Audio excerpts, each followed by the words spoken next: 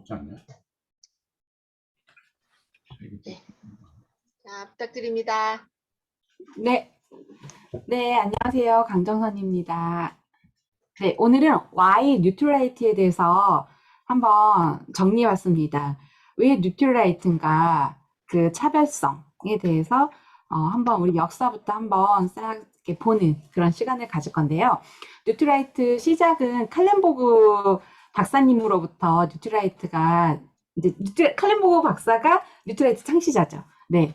이분께서 믿을 수 있는 원료를 얻으려면 내 손으로 만드는 수밖에 없다. 식물이 제공하는 유용한 성분을 얻지 못한다면 인간은 살아갈 수 없다라고 이야기를 했어요.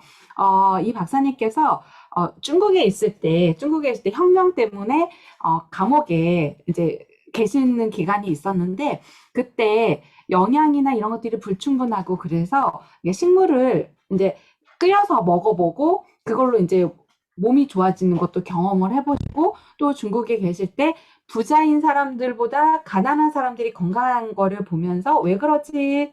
식생활을 보아하니 부자인 사람들은 고기, 육류 위주로 식사를 하고 가난한 사람들은 식물 위주로 식사를 하는 거를 보면서 아, 식물이 우리 인체에 미치는 영향이 굉장히 긍정적이구나 라는 거를 이제 아신 거죠. 그래서 1920년 이제 식물 영양소에 대해서 연구를 시작했어요. 그래서 34년에 북미 최초로 종합 비타민 미네랄을 개발을 하셨는데, 비타민이라는 용어를 처음 사용하진 않았고, 비타민 제품을 처음 이제 출시를 하셨고요. 캘리포니아 비타민 4를 등록을 했었어요. 35년도에. 그런데 어떤 이렇게 신문을 보다가 뉴트라이트라는 말을 그 문구를 보고 그거를 사용해도 되겠니? 라고 여쭤보고 사용해도 된다고 해서 39년도에 뉴트라이트 4라고 이제 회사 이름을 이제 변경을 했죠. 그래서 1948년도에 더블엑스를 처음 출시를 했습니다. 처음에 출시한 더블엑스인데요. 이거 대부분 좀 지형성으로 많이 구성됐었다고 하더라고요. 글로벌 마켓 유로모니터라는 말 많이 들었죠. 예, 여기는 전 세계에 뭐 이렇게 각 소비재, 서비스, 여러 가지들을 다 리서치하는 리서치 회사예요. 그래서 이 리서치를 굉장히 방대하고 이 데이터베이스가 굉장히 많다 보니까 전 세계에서 인정하고 공식적인 기관으로 인정을 할 정도로 신뢰받고 있는 기관인데 이 기관에서 뉴트라이트도 또 조사를 했겠죠. 그런데 뉴트라이트는 자체 인증 유기농 농장에서 식물을 재배, 수확 및 가공하는 유일한 글로벌 비타민 식이 보충제 브랜드이다라고 이야기를 했고요. 여기 다 유로모니터에 들어가서 보면 이 내용이 다 있는 거예요. 그리고 뉴트라이트는 세계 1위 비타민 식이 보충제 브랜드고 뉴트라이트는 세계 1위 단백질 보충제 브랜드입니다라고 이렇게 명시가 돼 있어요. 글로. 네. 이 글이 있다라는 것 자체가 약간 공신력이 있는 거고요. 뉴트라이트 슬로건이 베스트 오브 네이처, 베스트 오브 사이언스인데 최고의 자연만 있으면 최고의 자연이 있는 것도 중요하죠. 있는데 이것만 있으면은 되지가 않아요. 최고의 과학이 같이 결합을 했을 때 정말 최고의 자연을 최고의 과학으로 융합을 시켰을 때 우리에게 최종 선물을 우리가 먹었을 때 안전하게 그리고 건강하게 유용하게 쓰일 수 있고 먹을 수 있습니다. 네, 뉴트라이트는 3개의 농장과 연구시설이 있는데요. 중국 우시까지 한다면 이제 4개라고 포함할 수 있는데 네, 우바자라 농장, 엘페타칼 농장, 트라우레이크 농장 하나는 약간 그 오염의 문제 때문에 폐쇄를 하고 연구소로 다시 진행을 했거든요. 그래서 여기 뉴트라이트 직접 농사를 짓는데 이 농사를 짓는 일꾼들이에요. 농장에 일하는 일꾼들. 해충을 잡아먹는 무당벌레, 밭을 가는 지렁이, 휴경지 땅을 회복시키는 양, 그리고 올빼미, 매. 이 무당벌레나 지렁이, 양, 올빼미들, 매까지 뉴트라이트 그 농장에서 키워요, 같이. 네. 그래서 해충을 잡게, 유기농으로 하다 보니까 해충이 얼마나 많고, 벌레가 얼마나 많겠어요. 그런데 그것들을 이 천적을 이용해서 다 잡는다고 합니다. 그리고 지렁이 같은 경우는 그냥 보통 지렁이가 아니에요.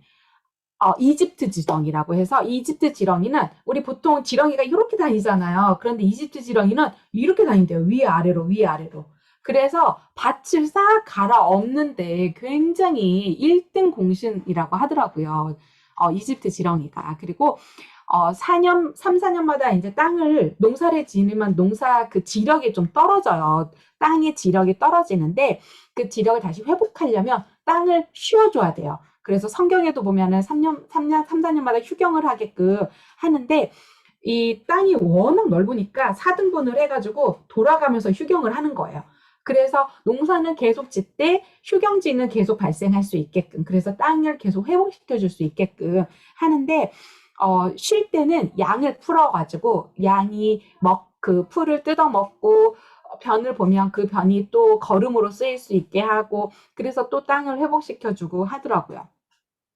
그리고 이 농장이 있으면 그 농장 주명으로 방충림이라고 해가지고 높이 방충림을 넓게 높게 키우거든요. 그 숲으로 에워싸요. 왜냐면 만약에 나는 유기농으로 짓지만 멀리서 농약을 치거나 했을 때 날아올 수 있는 것들을 방지하기 위해서 2km의 방풍림을 있어요. 그런데 플러스 그 농장 주변에 있는 땅들의 그 지주들에게 말을 해서 여기도 유기농으로 농사를 지어라. 그러면 우리가 그 수확이 좀 유기농을 지으면 좀 적어질 수 있으니까 그만큼을 보충해 주겠다. 그래서 그만큼을 더 배상을 해줘요. 배상을 해주면서 유기농으로 농사를 같이 지을 수 있게끔 한다고 합니다. 그래서 트라우 레이크 농장은 미국 워싱턴주에 있는데요.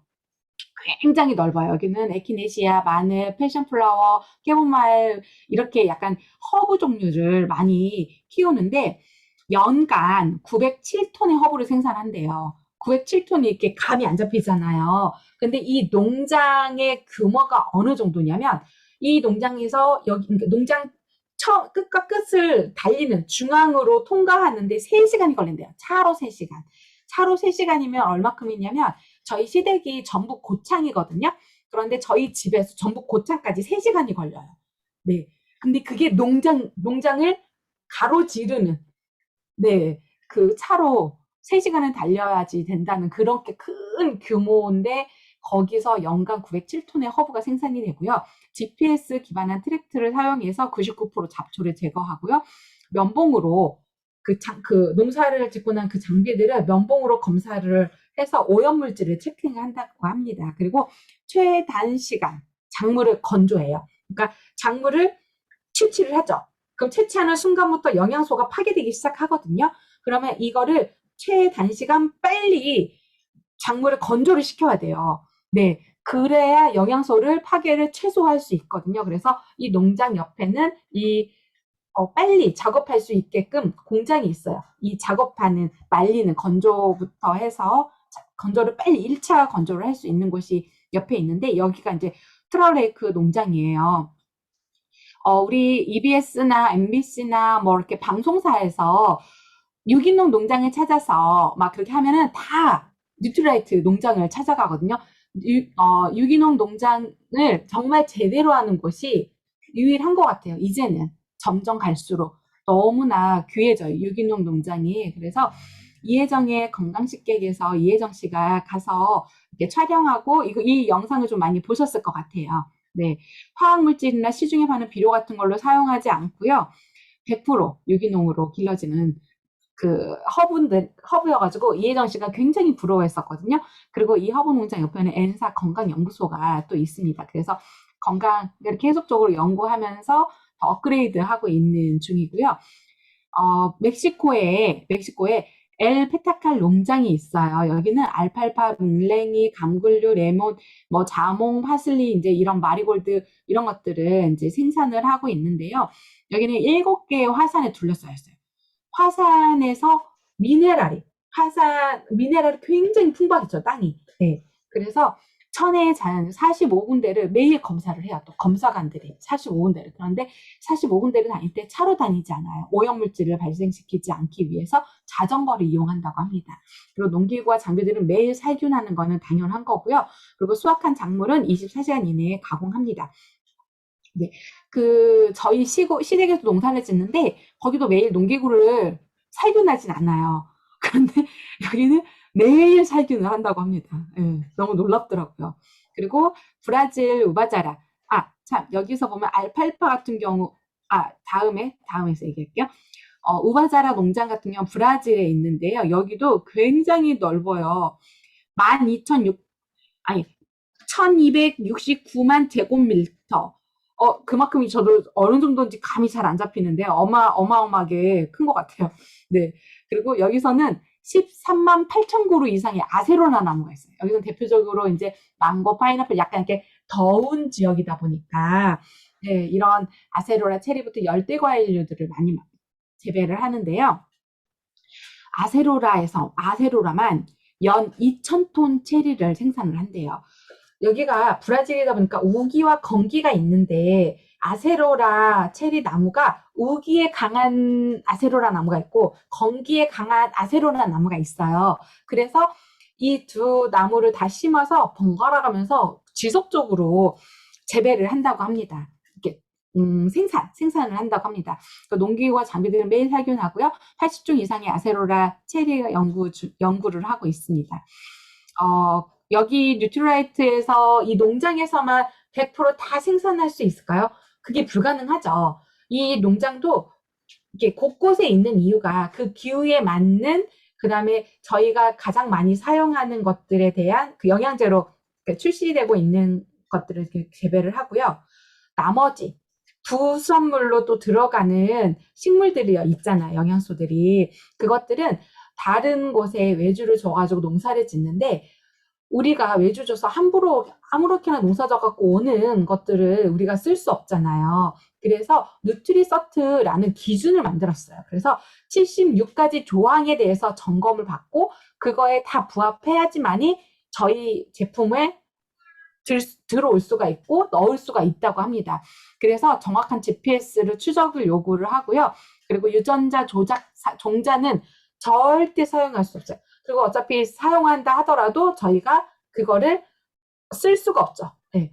그리고 이 일에 관여한 사람에 대한 데이터까지 다 확보하고 있고 매년 40에서 60번의 감사를 실시해요. 이거는 거의 매주 감사를 하고 있다라는 정도인 거죠. 40에서 60번 정도라면. 그리고 뉴트라이트 유기농 농장이라고 인증받은 각 지역에서 인증받은 인증서이고요. 또 뉴트라이트, 그러니까 건강기능식품을 만드는 회사들이 굉장히 많잖아요. 전 세계적으로. 그런데 뉴트라이트만큼 그렇게 방대하고 제대로 유기농을 추구하며 땅부터 종자까지 싹 신경 써서 유기농으로 재배하는 곳이 있지가 않아요. 네, 유일합니다. 그래서 여기 보면 다 노팜 다 있죠. 네, 다 농장을 갖고 있지 않아요. 갖고 있다고 막 얘기하는 것은 이렇게 소규모로 갖고 있거나 이렇게 계약 재배를 한다던가 뭐 이런 식이거든요. 그런데 저희만큼 제대로 관리를 하고 있고 이런 기준을 갖고 있는 회사는 현재로서는 유일합니다.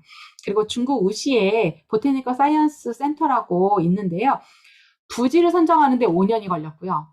그리고 토지 지반 배수, 여기가 우시가 벼농사 지역이래요. 그러다 보니까 벼농사를 짓다면은 그동안 지어왔으니 토지와 그리고 물이 굉장히 벼농사 지역이니까 물이 굉장히 많겠죠. 그래서 그 물이 얼마나 정말 적합한지 이런 것들도 봐야 되고요. 물길 정비 정화부터 해서 지반 배수 토지 이거는 추가로 또 3년이 걸렸대요. 그런데 거기다가 플러스 이제 8개월인가 매일 300대의 트럭이 흙을 날라가지고 완성했다고 합니다.